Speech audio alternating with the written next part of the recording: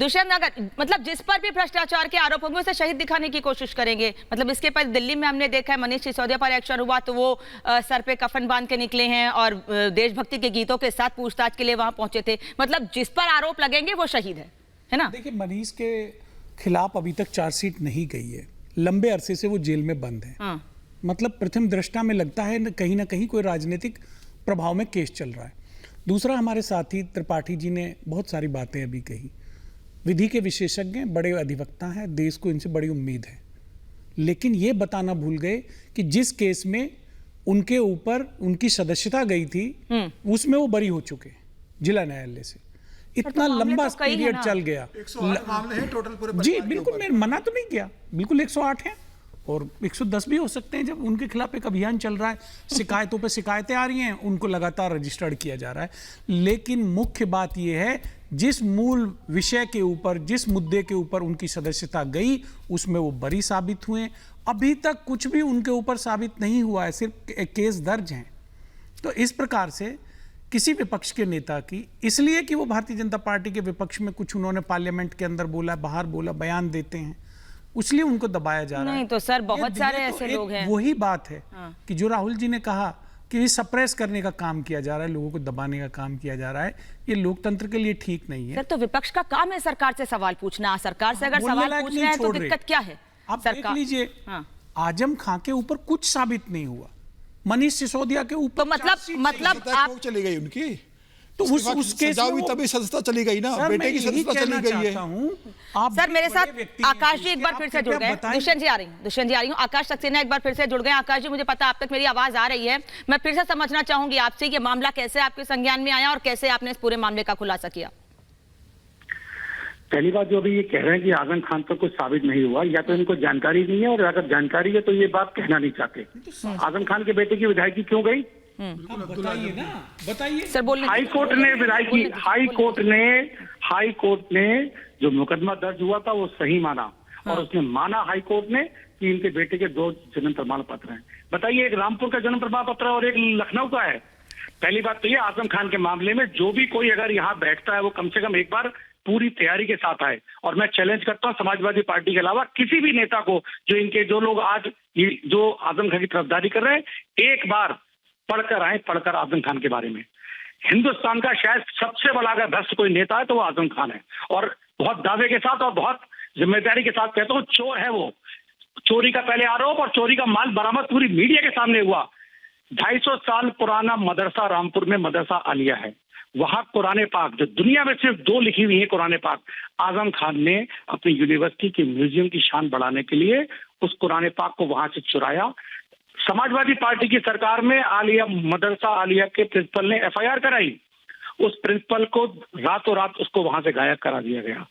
उसके बाद 2018 में वो कुरान पाक आजम खान की यूनिवर्सिटी की दीवारों से बरामद हुई पूरी हिंदुस्तान की मीडिया के सामने, और ये कहते हैं उन पर कोई आरोप सिद्ध नहीं होता। जो भी बात करनी है सामने आके कम से कम एक बार बात करें। आजम, जिसने रामपुर के गरीब दलितों को, रामपुर के गरीब मुसलमानों को बर्बाद कर दिया, उनकी एकड़ों जमीनों को, हाथों के अंगूठे आ जाके देखिए रामपुर में, जो लोगों ने रजिस्ट्री नहीं की उनके सीधे हाथ के अंगूठे तोड़ दिए गए। जिस तरीके का कहर आजम खान ने रामपुर पर बरसाया, आज जाकर देखिए, आज कैमरे के सामने रोता है वो। एक आंसू का बदला रामपुर के जितने गरीब हैं उसका बदला लेंगे हम। आप समझते हैं आज जिस तरीके से भ्रष्टाचार में वो लिप्त है, एक चीज की अगर बारीकी से जांच होगी तो हिंदुस्तान का सबसे बड़ा उदाहरण साबित होगा ये आजम खान। समाजवादी पार्टी की सरकार रहते हुए क्या कभी इसके पहले आपने ये मामला उठाया था तो उस वक्त आपको क्या जवाब मिला था? क्योंकि ये कहा गया कि सपा की सरकार रहते ही उन्हें गलत तरीके से फायदा पहुंचाया गया।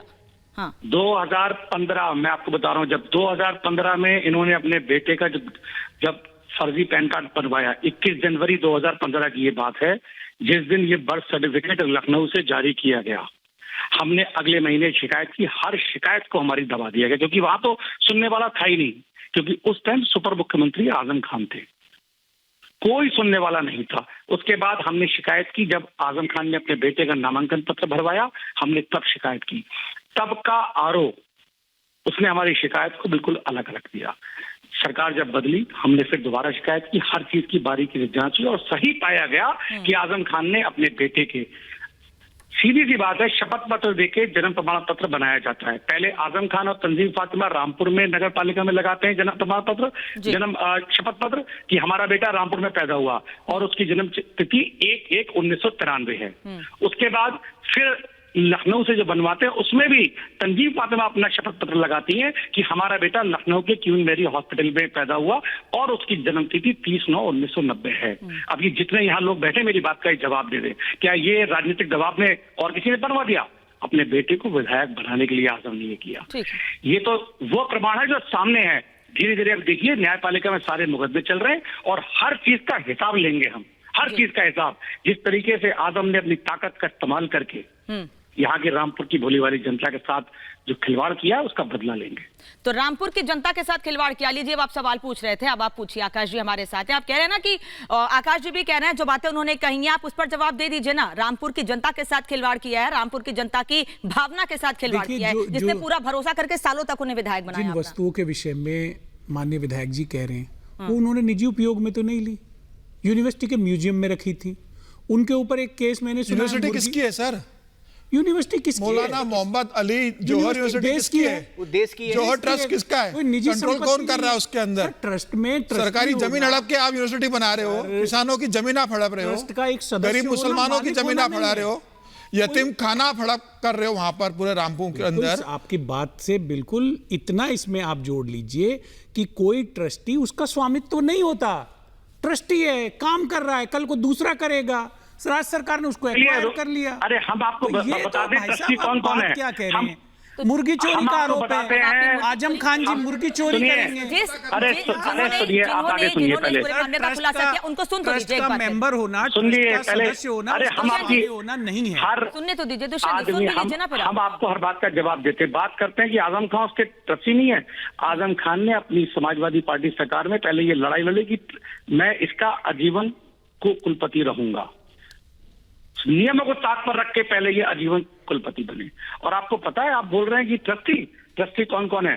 आजम खान, तंजीम फातिमा उनकी पत्नी, अदीब आजम खान बड़ा बेटा, अब्दुल्ला आजम खान छोटा बेटा, उसके बाद निखत अगलाक जी उनकी बहन, उनके बहनोई, उनका एक रिश्तेदार, और उनका समाजवादी पार्टी का एक उन्हीं का एक काम करता था और अब समाजवादी पार्टी का विधायक है नसीर खान। बताइए और कौन है ट्रस्ट में भाई? मतलब पूरा परिवार, बहू तक को ट्रस्ट में नहीं बनाया। अपनी और सुनिए, देखिए अपनी बहू तक को ट्रस्ट में नहीं लाए क्योंकि उसको भरोसा नहीं।